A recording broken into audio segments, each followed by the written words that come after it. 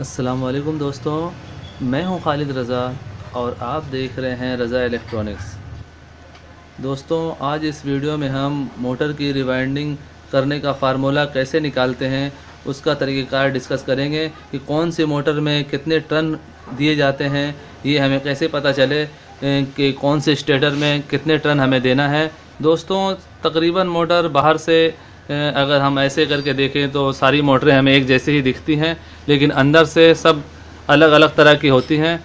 आप देखें, ये जो आप देख रहे हैं स्टेटर बहुत ही पतला है, ये स्लॉट बहुत पतला है और इसका स्लॉट आप देखें काफ़ी लंबा है। तो इस तरह अगर हम ये वाली देखें तो ये उससे ज़्यादा लंबा है। और ये वॉशिंग मशीन की मोटर है, तो वॉशिंग मशीन की मोटर भी कोई चौड़ी स्लॉट की होती है, कोई पतली स्लॉट की होती है।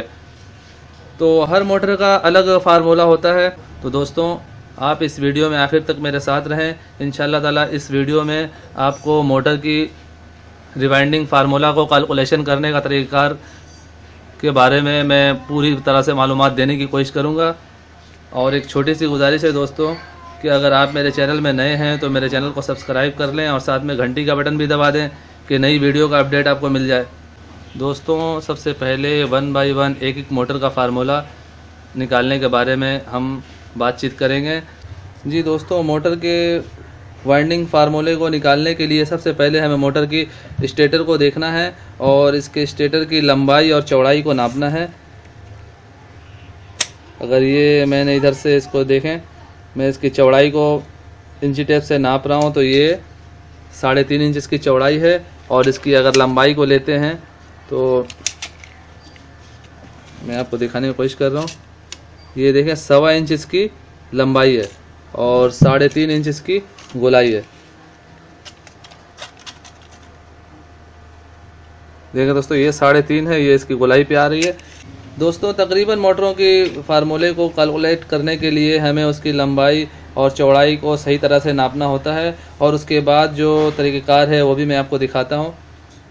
जी दोस्तों, ये देखें, ये है हर तरह की मोटर की वाइंडिंग फार्मूला कैलकुलेशन करने का तरीक़ाकार जो आपको स्क्रीन पर नज़र आ रहा है। मैं कोशिश कर रहा हूँ कि बिल्कुल आसान और सादे तरीके से मैं आपको समझाऊँ और आपको समझ में आ सके। तो दोस्तों, ये देखें, ये लंबाई, उसके बाद ये ज़रब का निशान है, ये हम ज़रब देंगे चौड़ाई से, यानी लंबाई ज़रब चौड़ाई। उसके बाद ये जो लिखा हुआ 3.14 ये इसका फार्मूला है। और उसके बाद ये देखें, ये उसके बाद हम आंसर का बटन दबाएंगे। ये सब जो आपको दिख रहे हैं ये सब कैलकुलेटर के बटन है। ये देखें, ये कैलकुलेटर पे MRC लिखा हुआ, ज़रब, तकसीम, M+, ये सारे इसके बटन हैं। ये मैंने बटन बनाया है इसके। ये मैं लंबाई, ज़रब, चौड़ाई, उसके बाद फिर ज़रब, फिर आंसर, उसके बाद M+, फिर 15.6, फिर तकसीम, उसके बाद MRC का बटन दबा के फिर ज़रब का बटन दबाएंगे और उसके बाद 220 वोल्ट लिखेंगे। तो दोस्तों, मैं आपको कैलकुलेटर में समझाता हूँ। दोस्तों, जैसा कि मैं बता चुका हूँ कि ये सारे ये बटन बने हुए हैं कैलकुलेटर के। जैसा कि 1.25 इंच इसकी मोटर की लंबाई हमने नापा है, तो हम यहाँ पे लिखेंगे 1.25। ये 1.25 इंच इसकी लंबाई हो गई, हमने ज़रब दिया। ये देखें, लंबाई, ज़रब। अब हम चौड़ाई लिखेंगे 3.5, फिर हम ज़रब का बटन दबाएंगे। उसके बाद हमें ये फार्मूला देना है। ये फार्मूले का कोड है 3.14। उसके बाद आंसर का बटन दबाना है और उसके बाद M+, ये देखें यहाँ पे भी लिखा हुआ M+। तो M+ का बटन ये कैलकुलेटर में यहाँ पे है, तो हम इसको दबा देंगे। और इसको दबाने के बाद दोबारा हम यहाँ पे ये फार्मूला देंगे 15.6। और उसके बाद हमें 3 बटन को दबाना है। पहले तकसीम, उसके बाद MRC और उसके बाद ज़रब।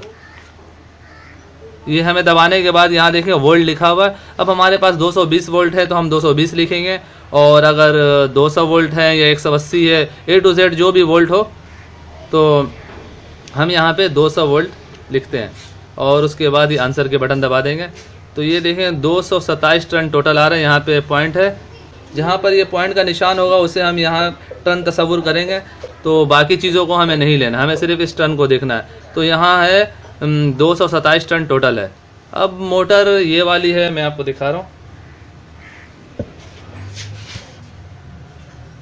जैसे कि दोस्तों ये मोटर है और 227 टन उसमें लिखा हुआ आ रहा है, तो हमें कैसे 227 टन को देना है।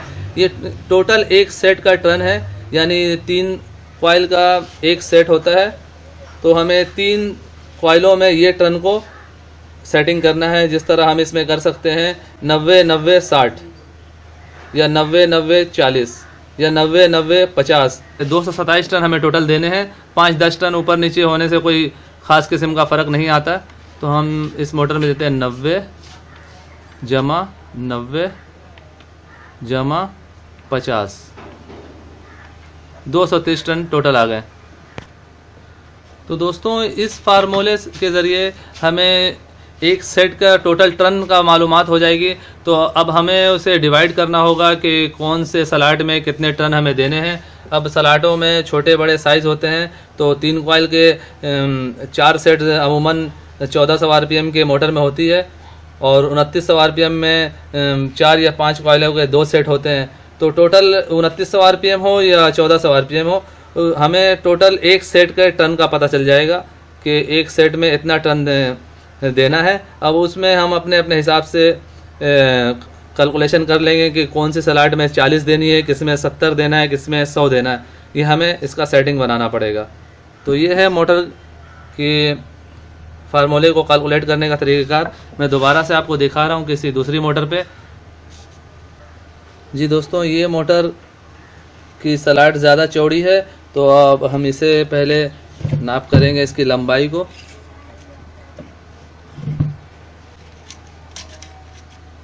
ये देखें, अगर इसकी लंबाई को नापते हैं तो लंबाई इसकी है 1.25 इंच है,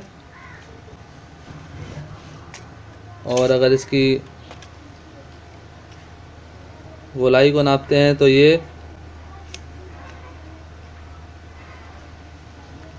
3.5 इंच से थोड़ी कम है, तो पूरी 3.5 इंच नहीं है।